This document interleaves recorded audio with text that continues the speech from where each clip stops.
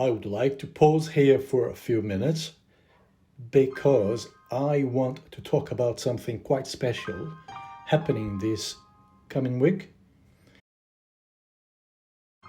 No, it's not the King's Coronation. I would like to talk about a book which is available this week.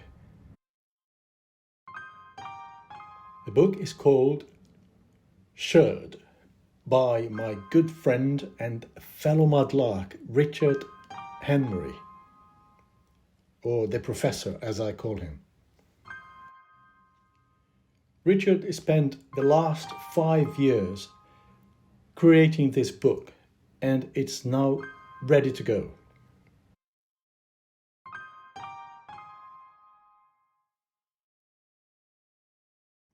I would like to emphasize that Richard has helped me immensely throughout the last few years in identifying pottery shards found on the River Thames foreshore. Middle of the 17th century, but also in London up to about 1830. Places like Isleworth made it, but yeah, a nice bit of baking dish there. And then a bit of green glazed ware, which is going to be just post-medieval. It could be 17th century or even 16th century, it might go back that early. Very nicely glazed inside and out. On reddish clay, so I think that's what would give the hint that it's post-medieval. But yeah, there's some nice finds in this spot. I have learned an awful lot with Richard, and I'm sure I'm saying this on behalf of many mudlarks out there. Something very similar just a few minutes ago somewhere over here, didn't we? We did. I think I can just see it. Yeah, there you are. So it's another bit of slipware, but it's got rather a plainer design. It hasn't really got a feathered thing on it, and it's got a little snail which has taken root in it. But the same thing exactly, a baking dish, anything from the 17th century up to the 19th century. And it's slightly different from the first one you found. Yeah, only in decoration, in purpose, and you know where it was made and when it was made. Very similar. I suppose the plainer pieces are more likely to be Victorian. And they would have been very large plates as a decoration or as a... very functional kitchenware. So it would be like a sort of large oval, you know, maybe up to that big, but just for baking in the oven.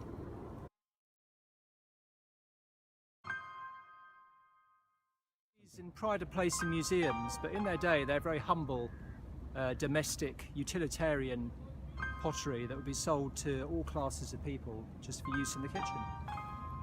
Okay, and Richard, I think I can just about see something here that you might be interested in talking about now. What's this which bit? Is, yeah.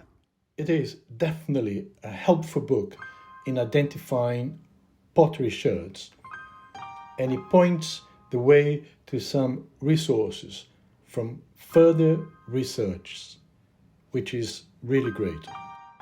From the Stone Age to the 20th century, it's all there in the book, illustrated, 260 color photos, and thoroughly explained in details within 598 pages of the most comprehensive one-volume guide to identifying pottery sherds.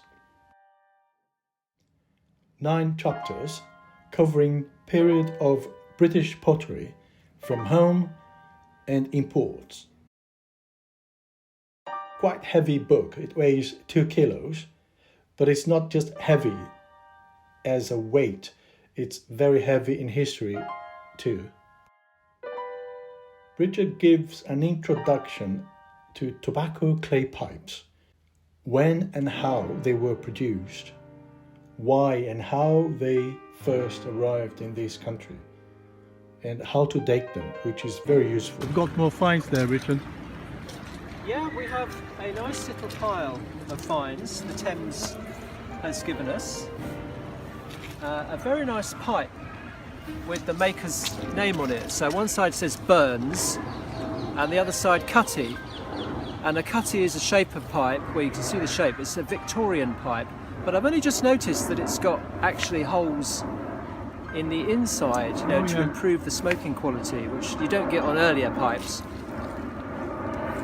So that's rather nice. And the famous ship, the Cutty Sark, that's the same word, you know, the Cutty, the sailor's pipe. Quite a short stem, so you could grip it in your teeth and smoke it there. So that's really nice to have that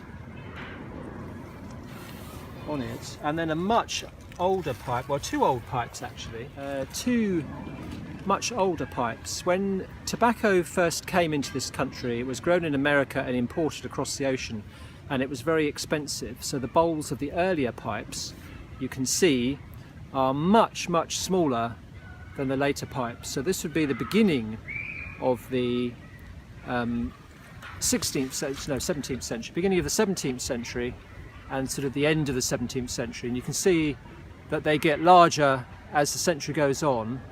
And then if we compare with an 18th century pipe, they're much bigger.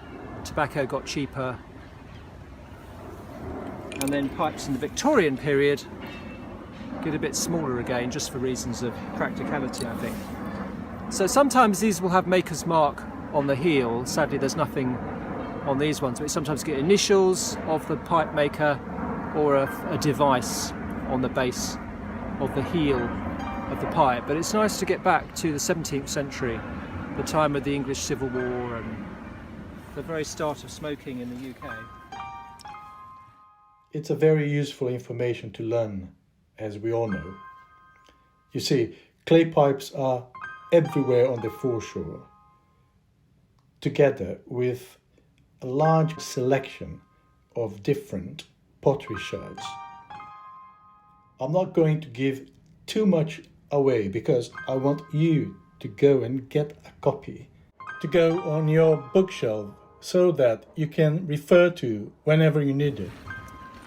Right, those are interesting pottery now. Do I see some? The book is a guide to the pottery sherds we find on the Thames foreshore mainly. It's almost like a Bible for the Mudlark community especially. I would recommend to all mudlarks out there, field walkers, dump diggers, pottery collectors, archaeologists, history enthusiasts, metal detectorists, beachcombers, all of you, get your copy now. You won't regret it. It's a must-have, 100%. In his own words, this book will encourage discussions and hopefully bring more accurate information, which is so true, really. Judge for yourself. Get a copy.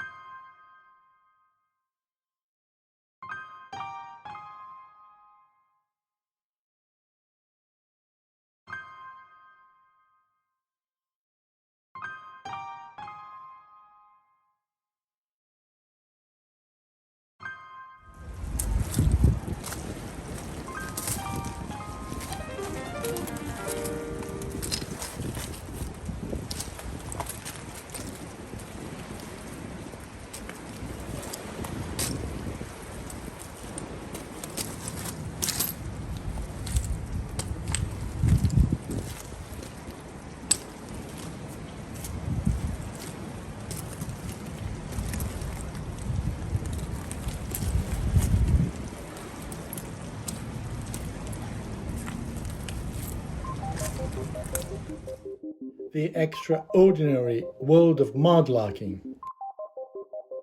An article by Jason Sandy in the May edition of the Treasure Hunting magazine. And guess who is on the front cover of the magazine?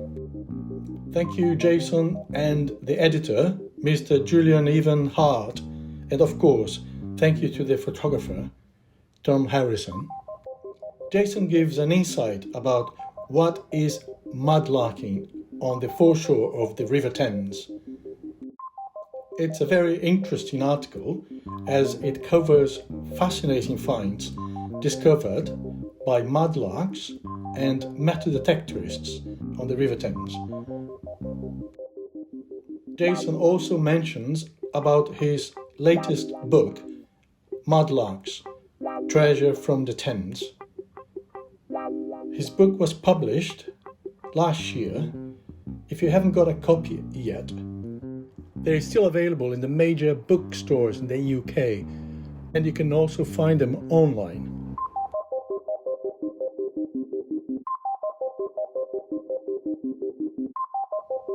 Treasure Hunting magazine is now available in the major bookstores in the UK and, of course, in their website, and the link is here.